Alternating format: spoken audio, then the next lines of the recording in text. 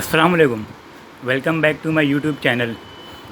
मोहम्मद सल्लल्लाहु अलैहि वसल्लम का हज़रत आयशा रज़ियल्लाहु ताला अन्हो के साथ निकाह को लेकर एतराज़ का जवाब इस वीडियो में आप ज़रूर सुनें। देखिए, ऐसा है कि जो लोग ये एतराज करते हैं ना कि आप सल्लल्लाहु अलैहि वसल्लम ने हजरत आयशा सिद्दीक़ा रजी अल्लाह अन्हा से निकाह किया 6 साल की उम्र में और रुखसती हजरत आयशा की हुई 9 साल की उम्र में, जो ये एतराज कर रहे हैं वो दरअसल आप सल्लल्लाहु अलैहि वसल्लम की शख्सियत पर ही एतराज नहीं कर रहे हैं। कान खोल कर सुन लें, वो राम जी के ऊपर भी एतराज कर रहे हैं और लक्ष्मण जी के ऊपर भी एतराज कर रहे हैं। और इसको सुन लीजिए क्यों। उसकी वजह यह है कि सोशल मीडिया पर जो नौजवान टाइम वेस्ट करते हैं, अपना जॉब वॉब तो है नहीं, तो अब जो यहां आकर टाइम वेस्ट करते हैं, उन्होंने कोई स्टडी नहीं की, अपने मजहब के बारे में उनको पता नहीं है, 2-4 वीडियोस देख लेते हैं और उसके बाद वो एतराज करने लग जाते हैं, ऑब्जेक्शन करने लग जाते हैं। तो आप सल्लल्लाहु अलैहि वसल्लम पर तो ये एतराज बाद में होगा। ये एतराज आप पहले राम जी पर कर रहे हैं और उसके साथ साथ आप लक्ष्मण जी पर कर रहे हैं। और मैं जो यहां आपको जवाब देने वाला हूं, उस जवाब से आप न सिर्फ ये कि हम आप सल्लल्लाहु अलैहि वसल्लम का दिफा और डिफेंड करेंगे, बल्कि राम जी और लक्ष्मण जी को भी डिफेंड करेंगे। ये भी सुन लीजिए। सबसे पहले तो मैं आपको यह बताऊं कि आप राम जी पर एतराज क्यों कर रहे हैं। इसलिए कि अगर आप अपने मजहब की किताबें पढ़ेंगे तो आपको अंदाजा होगा कि राम जी ने जो सीता जी से शादी की थी, तो उस वक्त सीता जी की उम्र क्या थी? 6 साल थी। ठीक है। कैसे? सीता जी को जब अगवा किया रावण ने, तो रावण से सीता जी ने कहा कि इस वक्त मैं 18 साल की हूं और 12 साल हो गए मुझे अपने हस्बैंड के साथ रहते हुए। आप जब जरा ये कैलकुलेट करेंगे तो आपको पता चलेगा कि सीता जी ने जिस वक्त शादी की थी, तो सीता जी की उम्र क्या थी? 6 साल राम जी से। ठीक है। अच्छा, अब आइए लक्ष्मण जी के पास। लक्ष्मण जी की बीवी का नाम क्या था? उर्मिला। और उर्मिला कौन है? उर्मिला सीता जी की छोटी बहन है। आप किसी भी अपनी हिस्ट्री की किताब में पढ़ लीजिए कि उर्मिला और सीता जी में कई साल का फर्क था। जिस दिन राम जी की शादी हुई है, उसी दिन लक्ष्मण जी की शादी हुई है उर्मिला से। ठीक है। अब अंदाजा लगा लीजिए किस उम्र में हुई है। तो ये जो एतराज आप सल्लल्लाहु अलैहि वसल्लम के ऊपर होता है, ये पहले एतराज राम जी के ऊपर होता है, पहला एतराज लक्ष्मण जी के ऊपर होता है। अब मैं आपको बताता हूं कि हम कैसे डिफेंड करेंगे इन तीनों को। जी। मैंने एतराज नहीं किया, ये एतराज मुसलमान की तरफ से नहीं है, हम डिफेंड करने के लिए आए हैं।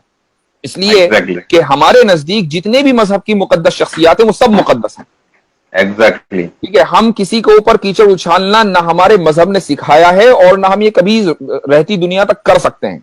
देखिए, सब जो बात है वो ये कि इस्लाम में शादी की जो यानी जो रूल है वो ये है कि मर्द और औरत दोनों जिस्मानी तौर पर फिट हो, फिजिकली फिट हो, मेंटली फिट हो। ठीक है। उसके लिए कोई एज मुतय्यन नहीं है। ये फिजिकल फिट होना किसी भी एज में हो सकता है। ये डिपेंड करता है कि वो लोग किस इलाके से ताल्लुक रखते हैं और किस जमाने में रहते हैं। मसलन आज अगर आप मेडिकल साइंस को देखें तो आप किसी भी डॉक्टर से पूछिए, अगर कोई लड़की आज के दौर में 9 साल की उम्र में फिजिकली फिट हो रही है, ठीक है, तो वो डॉक्टर के लिए कोई हैरत की बात नहीं है। यानी कोई हैरत की बात नहीं है। हो सकता है फिजिकली फिट हो, मेंटली फिट हो। और अच्छा, आए दिन ऐसा होता रहता है। हाँ, अगर 9 साल से कम उम्र में वो फिजिकली फिट हो रही है, यानी, और फिजिकली फिट होने का क्या मतलब है? उसको मेंस्ट्रुएशन आ रहे हैं, उसका मंथली साइकिल शुरू हो रहा है। ठीक है। तो अब वो डॉक्टर के लिए एक फिक्र की बात होगी, भाई इतनी जल्दी ये कैसे हो रहा है। एक बात। आप अब आइए साइंस में। जो मुमालिक और जो इलाके इक्वेटर से करीब हैं, वहां पर जो लड़कियां हैं वो जल्दी फिजिकली फिट होती हैं, उनको जल्दी मेंस्ट्रुएशन आता है। ठीक है। सऊदी अरबिया का जो इलाका है वो इक्वेटर के ऊपर है बिल्कुल। तो वहां पर जो लड़कियां हैं वो जल्दी फिजिकली फिट हो जाती हैं, मेंटली फिट भी हो सकती हैं। ठीक है। अब इस्लाम में जो आपका जो वोटिंग एज है वो मैटर नहीं करती कि आप वोट डालने के लिए किस उम्र में आप एलिजिबल होंगे। ठीक है। इंडिया में वोट डालने के लिए आप एलिजिबल हैं 18 साल की उम्र में लड़की। ठीक है। 18 साल से कम उम्र में आप शादी करेंगे तो क्या होगा? इलीगल है कि लीगल है? मुझे बताइए। इलीगल है। इलीगल है। ठीक है। अब आ जाइए आप अमेरिका में। अमेरिका में जो है शादी करने की जो उम्र है वो क्या है? 16 साल। अच्छा। ठीक है। अमेरिका में जो सूबे हैं 50 तकरीबन, उनमें एक सूबा है टेक्सास। टेक्सास में आप चले जाइए, वहां पर शादी करने की जो मिनिमम एज है 14 साल। ओहो।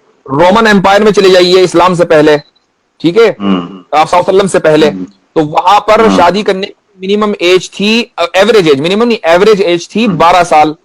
और जो शरीफों के घर की लड़कियां होती थी वो और कम उम्र में शादी कर लेती थी।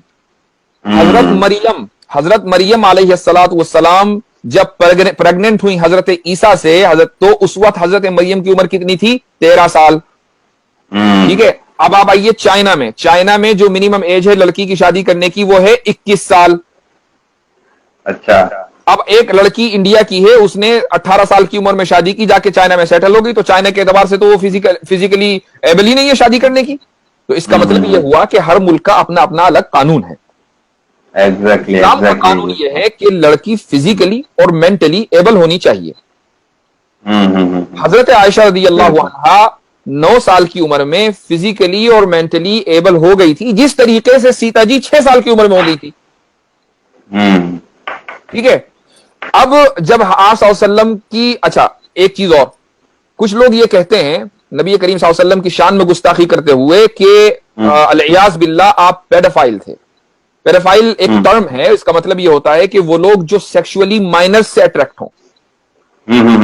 ठीक है, मैं ये पूछता हूं कि अगर खुदा ना खास्ता अलियाज बिल्ला 100 मरतबा अगर इस इल्जाम में जर्रा बराबर भी कहीं हकीकत होती, तो आप सल्लल्लाहु 6 साल की उम्र में हजरत आयशा से निकाह करने के बाद 3 साल इंतजार क्यों करते भाई?